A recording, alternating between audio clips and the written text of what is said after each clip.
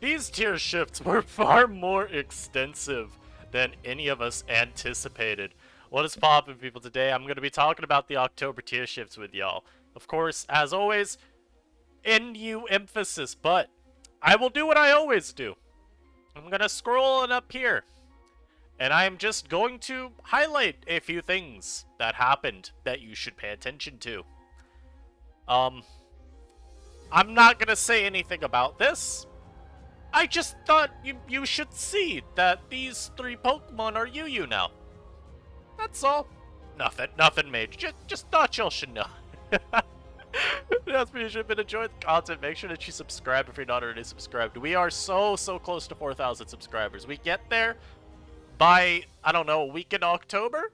We are on pace for 5K by the end of the year, so we got this. I believe in y'all.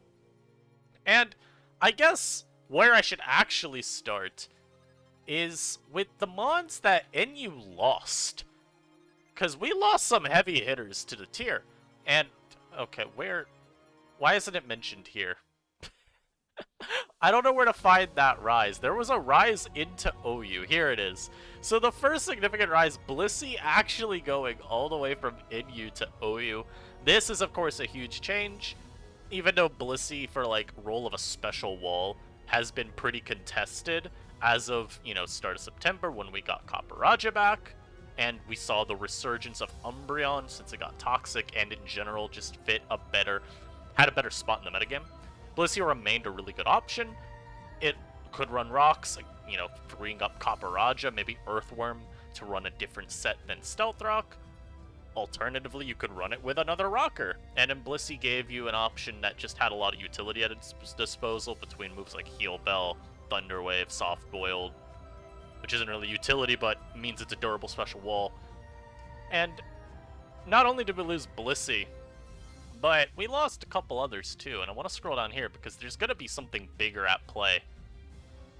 And it's not we lost Umbreon. Now, that's kind of big. It'll look better when we look at the mons that dropped to NU, but those two changes make Goodra look a lot better. If you're thinking about durable Goodra checks, Blissey and Umbreon were at the top of that list, because Goodra didn't really have a ton that it could do to either of them. The most it was going to do was, like, knock their item. I mean, you can't Toxic the Umbreon if you're running, unless you're Terra Poison Goodra and you've Terastallized, you can't Toxic Umbreon because it can have Synchronize. And Choice Specs Goodra probably could break Umbreon with enough hazard pressure, but it's going to be tough. So we lost two of the best answers to Goodra, which kind of sucks. We lost two of the best special walls in, which kind of sucks, but again, it's going to be okay. We'll look at later changes. Those should help. We also lost Drifblim, which is really random, but also really major, because Drifblim was one of our best fighting type answers, and it was a defogger. Now again, not too bad. You even see the mon replacing Drifblim right here, and kind of even right here, but remains to be said, losing Blim kind of sucks. And we lost Serena too, which is just another spinner. I'm not entirely shocked Serena's found newfound viability in RU.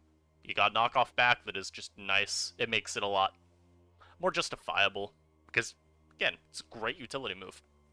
But it does suck to see. Now, though, mons that dropped from RU to NU. Now, keep in mind, these are completely unrelated to Pokemon Home. This is just what RU was dropping anyway. We get Altaria. So this is going to be the Drifblim replacement. Not immune to fighting, which is a noticeable downgrade because it means you're actually taking the CC chip when you switch in. But not immune. Resistant to fire, so you're a bit better maybe of a fire Paldean Tauros check. That's really good. You're still immune to ground. You still get defog. Another important thing to note in terms of what Altaria can do, though, is run those Fire Spin Perish song sets. Those could be kind of killer. I'm going to need to look at what we actually have in the tier first to see what we'd be trapping. But, I mean, hey, maybe you could trap, like, a Copper That could be fun. And a couple key moves that Altaria has this gen now. It's got, like, Dragon Dance with Brave Bird, so, I mean, if you want to mess around with that, you could. I don't know if it'd be any good, but it's an option. If anything, Brave Bird just sounds nicer to have as, like, a last move on a utility set compared to, like, Hurricane.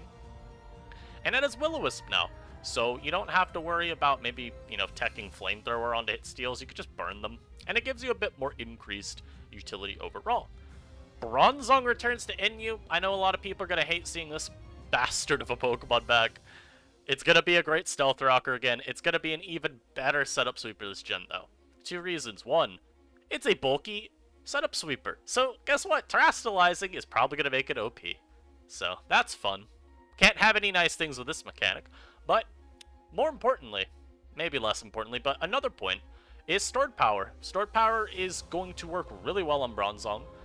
Not only does it open up Iron Defense sets to have a bit stronger of a move than Psychic. If you'll remember last gen, Iron Press, Bronzong ran Iron Defense, Body Press, Psychic usually, or Shadow Ball, and then Rest was often seen. But you had a lot of versatility with that set.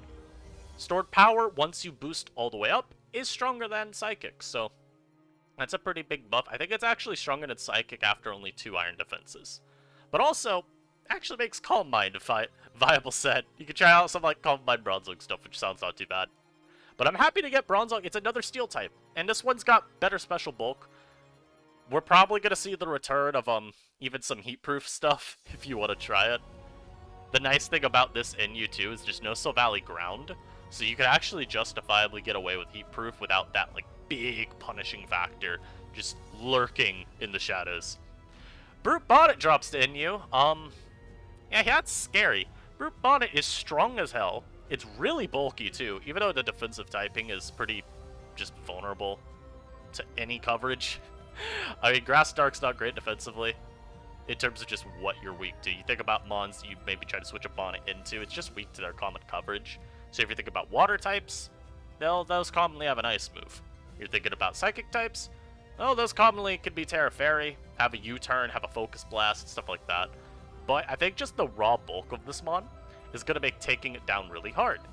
And Spore, of course, makes that more profound. It's cool to finally see one of the Paradox ones in NU. I just don't know why it had to be this early. Lycanroc returns. We're going to see some HOs now employ it. We're going to maybe see some people try Sand, because we got Sand Slash. I'll talk about that more once I get to the specifically home-related stuff of this. But maybe we see some people try out Sand with Sand Spit Sandaconda. I don't know if it'd be much viable. Because again, compared to Giggle, it's just a little bit harder to get it going, because you don't set the Sand immediately. You don't benefit from the Sand as Sandaconda, really. And you gotta take a hit to activate your Sand, which, sucks, for obvious reasons.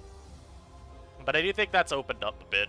I don't anticipate seeing just standard wall breaker sets, but I only really say that because I think we've got so many other breakers that are better, because they offer a bit more than just being fast and having priority. But we'll see. Palisand's another great drop, though, to see. Just like Altaria, it will help fill the void lost by Drifblim, because you're immune to fighting with this one. It's another Stealth Rock option. It's a Ground-type option, so Sandaconda finally has legitimate competition in the tier. And it's durable! Like, I can keep switching into these bonds I want to check. Like, this is actually a really good shift so far. We're looking at the mons that we're getting. We're actually getting some, like, really useful tools. Shocker, I know. And we haven't even run into too many mons that are, like, obviously obscenely broken. There's not a ton else to say about Palisand. I think it kind of helps that we lose Serena in the same shift as gaining Palisand, because Serena's a bit more capable of consistently spinning versus Palisand. And, of course, I say that acknowledging that Palisand spin blocks, but it's not wanting to spin block versus Serena for a couple reasons. One of them being that Terra, like water, is really good as a Terra type on Palisand. So, yeah, let me just Terastallize so that I still take super effective damage from Power Whip. So I think that'll help. We can get to Glowbro now, too. This kind of helps still keep Goodra in check, potentially, with, like, an Assault Vest set, although I anticipate knockoff being quite problematic in that regard. Glowbro's not the bulkiest, so you get hit by a knock, I'm sure Goodra then can just Draco you into the Shadow Realm, but it will be a nice scouting option. I also just imagine Calm Mind sets will be similarly potent, like when it was last year in Generation 8, those commonly ran a resist berry like Shuka or Culber. I think even Kasib, the ghost resist berry, got some decent run. And I think all of those will be good options again. It's another fighting check though. Culber berry especially will make it a lot more capable switching into Pokemon like, say, Heracross. I'd say Poros, but that mon does not run Dark coverage. But you'll be able to check things like Heracross, Passimian, Hariyama pretty decently. And at Tatsugiri, now, Tatsugiri dropped at possibly the worst time. We didn't get Vaporeon for another shift, but perhaps most importantly is we lost Blissey and Umbreon, which were two of the most splashable special walls in the tier. And, like, they still weren't that splashable because you wanted to have a bit more... I'd say offensive teams have been the best through September, and those don't really see a ton of use. Balance is still good, but it is very susceptible to being pressured. But losing those out, I mean, losing those entirely is just kind of detrimental. Because Tatsugiri, and I already have run the calc, so like the sequence I'm about to talk about isn't really favorable anyway to these mons. But they were, like, kind of deterrents to potentially Nasty Plot Tatsugiri running you down. And what's particularly scary about that set, too, is you got Rapid Spin. So I can boost my speed while I am plotting up to. You know, I could just function as a utility mon at earlier points of the game. Tatsugiri is also decently strong naturally, so I could still throw off my Dracos and my Surfs, just look for chip where I can get it. And that's going to be a bit more attainable now with Blissey and Umbreon out of the picture. I do imagine, and I can talk about this now, because now is as good a time as any, I do imagine Chansey will make a point that it's viable in NU again, right? Because it's, I mean, it does everything Blissey does, it's just not as strong, so running attacking moves, not named Seismic Toss, is kind of pointless. But it is gonna suck a bit, because we talk about the issues that Chansey has, the biggest being your reliance on a Violite. And so, we already mentioned how Goodra could potentially bother, say, like a Slowbro Galar knockoff. That's still going to apply to Chansey, but it's going to be a lot worse because your bulk is tied to your item entirely. At least if Blissey took a knock, yeah, you were losing your boots, so you took hazards, but you still had all of your bulk. Chansey is noticeably frailer than Blissey, so that's a little scary. I'm still thinking we'll see some Chansey, though I would honestly imagine we see more just Bronzong, Caparage, and Assault Vest Glowbro, if anything, to try and stave off the powerful special attackers a la Goodra, Plot Tatsu, Indeedee even. I think those will see more use. And now, I'll talk about what dropped out of NU, because there are actually some mons I want to comment on anyway. These mons rose. Gligar, y'all have seen get a decent amount of use. It's a really good utility mon. The set that I've seen the most in tournaments so far is Spikes, Toxic, Earthquake, Acrobatics. Acrobatics might seem a little bit maybe surprising, but the idea is that you take a knockoff pretty often with this Pokemon anyway, and it's nice to have a move to hit the fighting types with. So, there's that. Piloswine, I'm a little surprised it rose. Only because I'm not a huge fan, but it is a better Jolteon check than any of the other ground types, so there's a clear niche for it. And it's not a terrible option on bulky offense. Those types of archetypes do appreciate Piloswine because it's pretty bulky. It still hits really hard, even without, like, you don't need to be max investment, but typically you will be. And you have Ice Shards, so you do help compensate for those teams often being a little bit on the slower side. Not super slow, because you still will have fast mons, but it gives you a bit of extra insurance. And thankfully, I was right in thinking Sneasel will rise to NU. I wasn't positive about it because I hadn't really seen a lot of Sneasel on ladder outside of my own usage of it, so it is where I believe it belongs. Now I'll talk about what dropped out of NU. As per usual, this is going to be mostly me just commenting about why things dropped out of NU, or me expressing my pure shock at a Pokemon dropping out of NU. So Tauros dropping, I think a lot of it has to do with Pouty and Tauros Blaze being so much better, but also regular Tauros, I mean, I really haven't seen it get use. It's one of those instances of, like, I don't think it's necessarily all that much worse in the current meta. There's, like, some give and take where I think this mon's a really good mon in offensive metas because it is quite fast. So having a naturally strong Pokemon being able to counteract other naturally strong Pokemon is useful. The problem, of course, being it's at a bit of an awkward speed spot because you're outrun by Salazzle, you're outrun by Jolt, you're outrun by Sneasel, you're outrun by Hisui Sneasel. Regular Rotom still actually sees decent use as well. That mon can pivot around you a good bit. And this might have been the worst time for a tier shift to happen in the way that it did, because we got Bronzong, which is not an amazing answer, but it is a check. Glowbro, physically defensive sets will check, especially with like a Colbur Berry to help against Lash Out. And of course Palossand, which will be the same issue of Physical Wall with a Colbur. Abomasnow dropping, I honestly am a little surprised, but that's partly because I just still see a lot of Abomasnow. Obviously the main issue for it is it's kind of slow, and you don't see it very often unless you're running like it for Veil. But Hyper Offense, in my experience, has mostly just moved to Spike's Frostlass lead and then 5 setup sweepers. You could reference Togkey using it in a turn that archetype. I forget which tournament it was. Maybe it was Ladder Tour playoffs, I think, in September. Appleton falls because Goodra does a lot of the same stuff, though I will say, I think Terra Poison Appleton has a real niche. It has a bit different of a defensive profile than Goodra, and of course it's a bit better of just a physically defensive dragon type than Goodra, through just natural stats, and its initial typing. It's nice to be a good Sandaconda switch in. Teams still do kinda mandate that because that mon is still quite good. And Terra Poison means that with Thick Fat, you're a pretty solid Poros check too. Articuno dropped.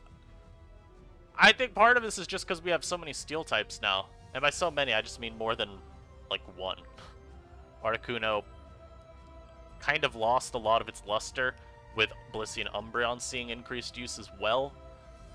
It wasn't like the de facto just special wall / utility option for teams anymore. And of course, Kaparaja takes away a bit of that justification as well. I don't think tier shifts really help it at all either, because we'll have Assault Vest Glowbur, we'll have Bronzong to do similar things too. So Articuno might be out of the picture now. Braviary just didn't see use, Cryogonal didn't see use. Ditto saw... I feel like Ditto saw a bit of use at the start of the month, but it kind of just faltered off. Farigiraf hasn't seen use in a long time. Glast is a funny one, because I have talked with a few people playing in SCL, and they are making, like... They are building with Glastry in mind, which I do think says something about Glast being a respected Pokemon. The set that people have been running is what I was trying to run and just couldn't get a team that I liked, but it's Sword Stance, Substitute, Icicle Crash, and then Stomping Tantrum. Gives you about the best coverage you're going to get, at least in September meta. Now with Bronzong around, I don't know what Glast wants to do, because, fun story, when Bronzong picked up in usage last gen, that's when Glast fell off a cliff in usage. But it's not a Laddermon. Houndstone drops because it's just kind of do nothing, and Driftblim usurped its role as like the physical ghost type wall. Physical wall that is a ghost type, I should say. Just gives you more utility because it has Will-O-Wisp as well. It still has recovery with Strength Sap, but it's also a defogger. It's also a ground immune. There's a lot more to Blim than there is to Houndstone. And I think with Palossand dropping, Houndstone's going to continue to struggle, because why am I using Houndstone when I could have Palossand? Which has even better consistent recovery than either of it or Driftblim did. So, it's kind of a victim like, say, not Articuno, maybe Tauros, where there are some things that happen in these tier shifts that could make Tauros a bit better. But there's also some... maybe not Tauros, no. I think Articuno's the better one. Where there are some mons that left that you're like, okay, maybe now Articuno can refine footing. But then mons drop that kind of just do the same issue of taking away reason to use them on. That's basically what I'm looking at Houndstone with. Indeedee drops because I've not seen this Pokemon once. I mean, give me a moment. Yeah, so the whole point of me pausing there is because I don't want to leak things from hidden subforums. But why is Indeedee not too useful? Well, one, of course, it lost Mystical Fire, so coverage for Copper hasn't existed. And you're also dealing with mons like, again, Blissey and Umbreon, that are hard to break through. You could still dedicate terastallizing to helping you with Copperajah and Umbreon and Blissey, but you're just so frail, and we live in a meta where it's a lot better if the wall breakers you use are doing a bit more than just I am strong and I get KOs. Indeedee's not even particularly fast, right? The only comparison I could think of that's somewhat adequate is Meloetta, because they're similar speed tiers and similar role of just I'm going to punch holes in the opposing team, and I don't really have a ton of mons that comfortably switch into me when you factor in all of the coverage that I could have. The difference, of course, is that Meloetta can pivot, which is moderately helpful, but maybe more importantly is that Meloetta was so bulky, especially too, so offensive teams actually really benefited from Meloetta, because it gave them a blanket check to other scary special attackers like, say, Salazzle, Jolteon, Magneton, Delphox at the time, even opposing Meloetta. So there's a bit of a difference there, and I think Indeedee just never really recovered from getting overshadowed at the beginning of the month.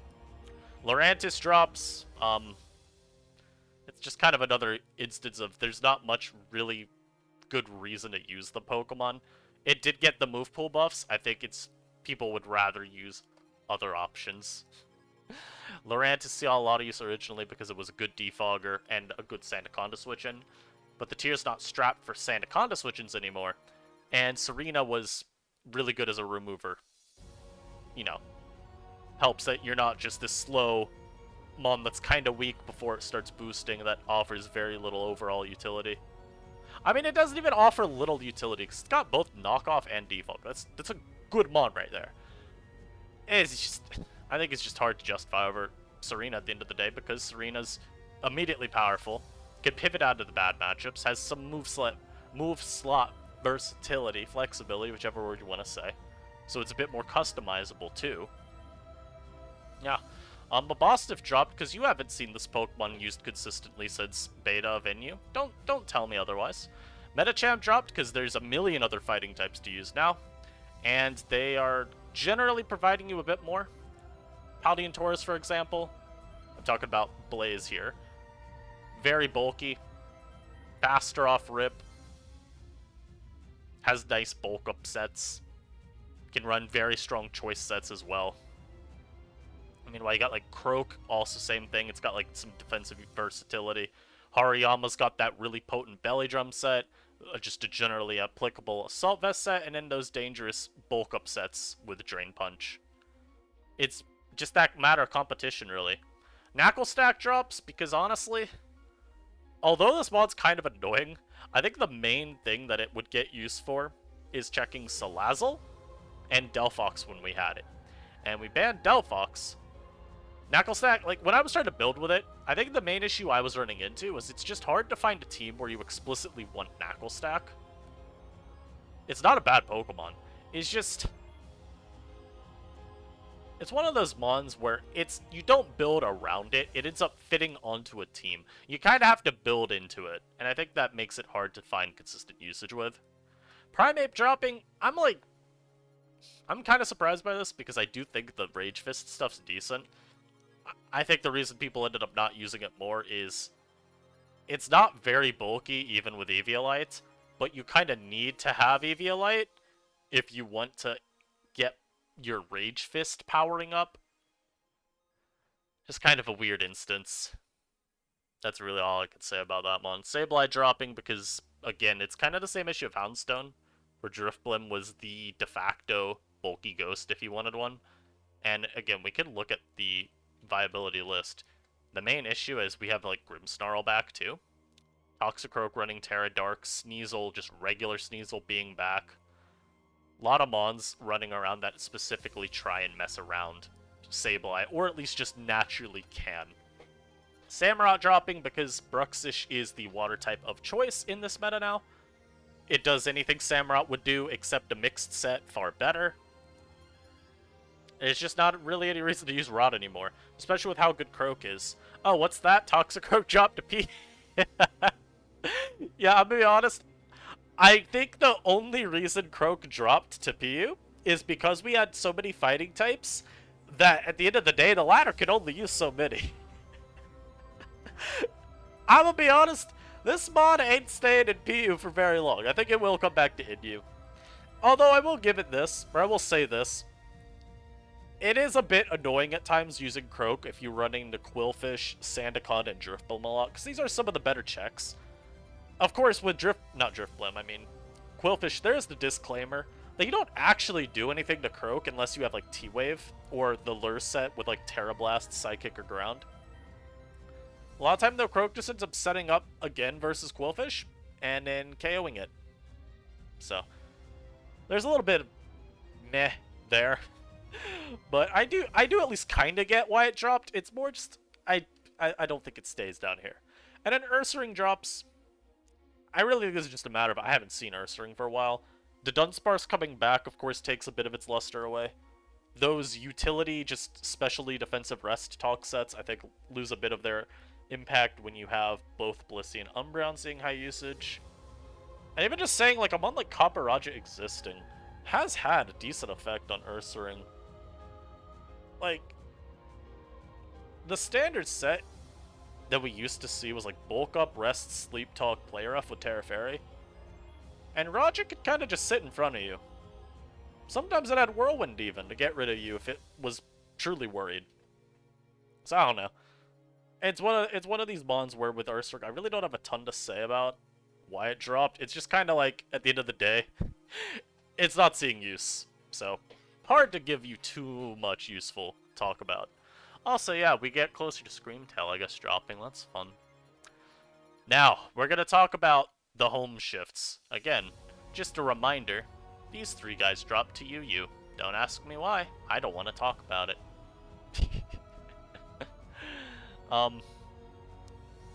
Yeah, also some of the ones we thought might drop to NU didn't. I'm not even shocked that Ambipom stayed RU.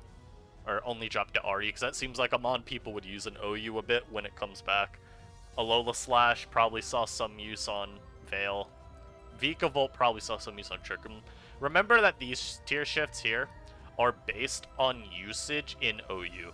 It's not that they're good and that's why they stayed higher up. It's just they got enough usage to not drop further.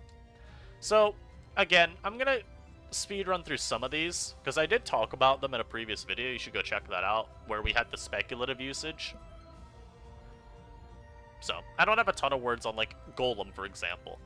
It's not going to have a niche in the tier outside of maybe Custat Berry with Sturdy on HO. Alolan, similar issue there, where Magneton is just going to be the better trapper, though I will say that, again, just like in the previous video, I think being a bit more consistent at trapping Copperajah is at least noteworthy, and I think Bronzong can be put in that same category as a mon that is a bit more consistently trapped with Alolan than Mag. Mag just does a bit more too, because it's useful defensively sometimes if you're like a Violite, or you could have Specs Magneton and you just blow up holes in teams. Specs Magneton even being a lot better now, at least in theory, because of the rise of both Umbreon and Blissey. We have Anti-drops. I guess it's a Sticky Web option. Ludicolo drops. Yeah, that mon's going to run Rain Dance 3 attacks, and it is going to hurt. We do have, I think, just the natural special walls to keep it at bay, though. Like, mons like Goodra, Copperajah, Bronzong, they're going to be hard to OHKO. And some of these mons even just run Protect, so it's probably going to be decent at it's gonna get its rain stalled out a lot of time as well. And now I can talk about what's happening with weather, at least most likely. I'm gonna need to check council chat, but we have already proposed that we ban both drizzle and drought immediately. And y'all are probably gonna be a little annoyed with that, and I understand, because I'm annoyed by it. Because I want to use them. But the rationale currently is this. We have Smogon Champions League going on. We have NU Seasonal going on, two very major tournaments. And for whatever reason, we are not freezing the tier for next week, even though we are getting the Giga tier shifts. The tournaments are going to have to deal with this, and I'm shocked by that, because this feels like a time where you have to freeze the tiers, because otherwise it's complete chaos, no metagame's the same. As a result of this decision, we think it's probably better to play it safe. Do not worry. These will be looked at before the end of the year. We are not dedicating to that being a ban decision we stand by.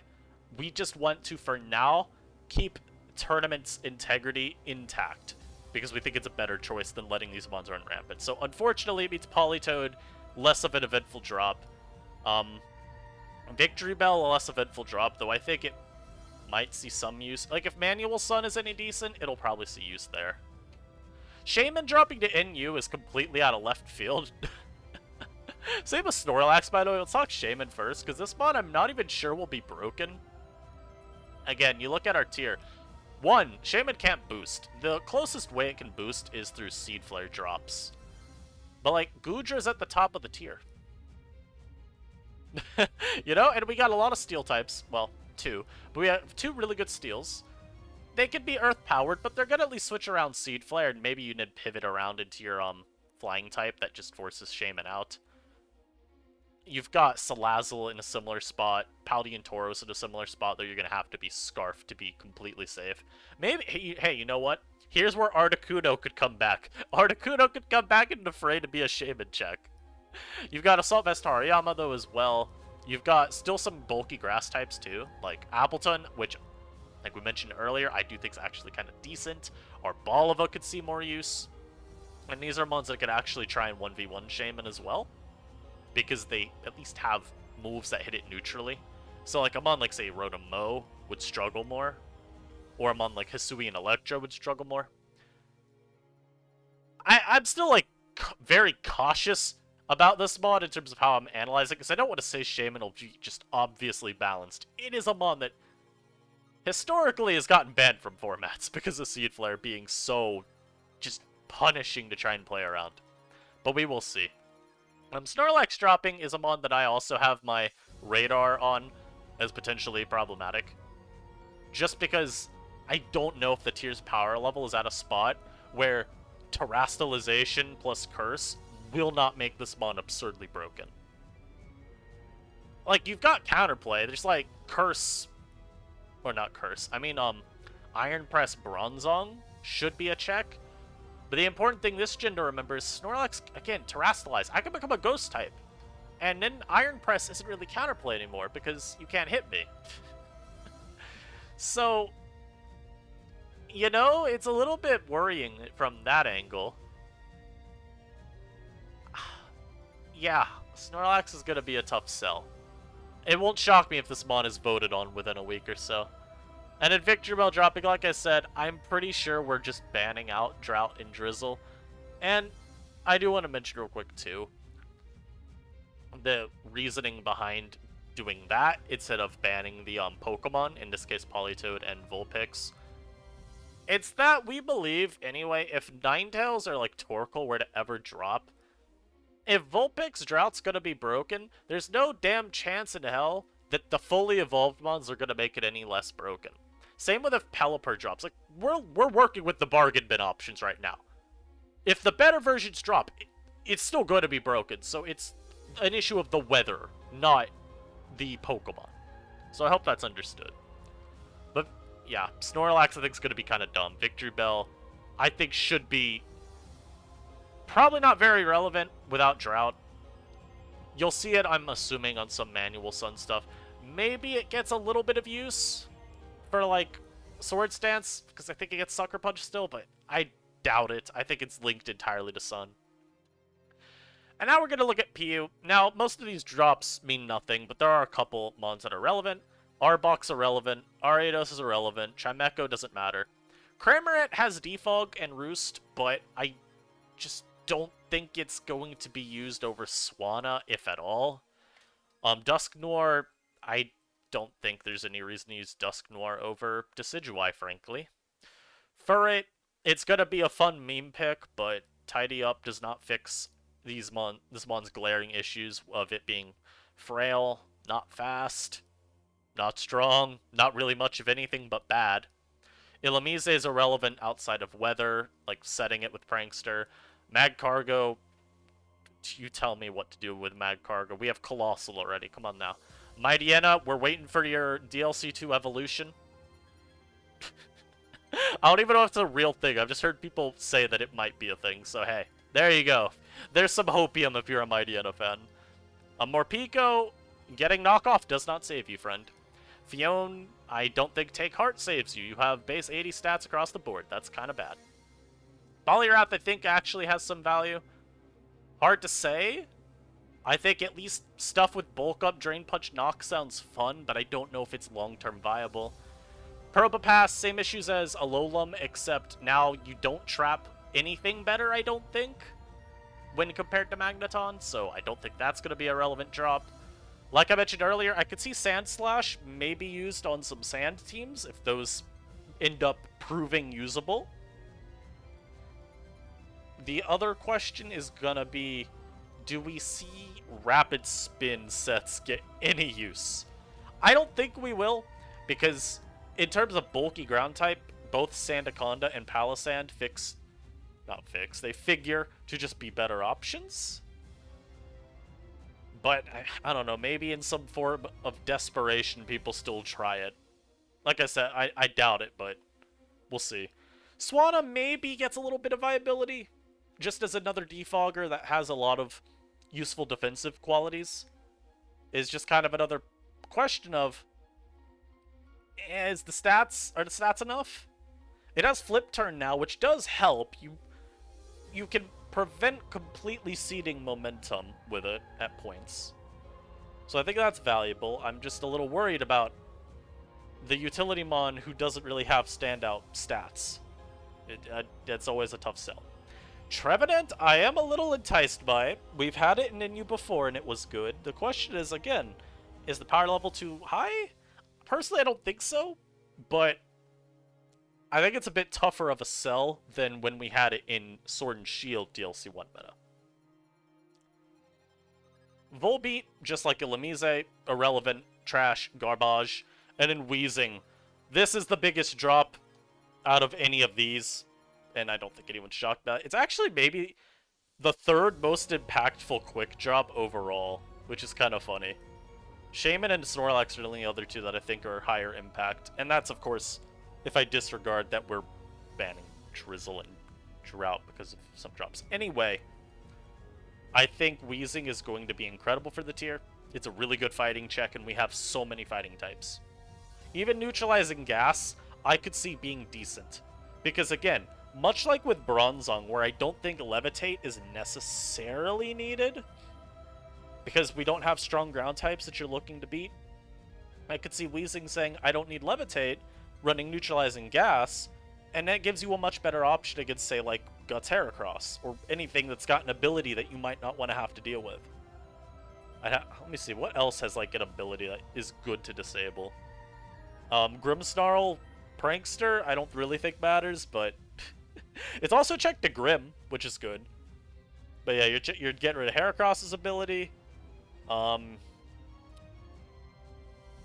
Okay, guys, I'm gonna be honest, it's not that impactful. But maybe if you think your team really loses to Guts Heracross. I don't know. But yeah, I hope y'all enjoyed. This is the tier shifts. This is, again, completely changing up Inu. Completely changing up every tier. I don't know why Blissey had to rise. I'm guessing Stall is good in OU again or something. I do remember hearing recently that I guess all of OU High Ladder is basically Stall right now. So if that is true, then, well, makes sense. That adds up. What are you most excited to use, though, out of the new drops? Let me know down below. I hope y'all have a good day, and I will catch you next time. Peace.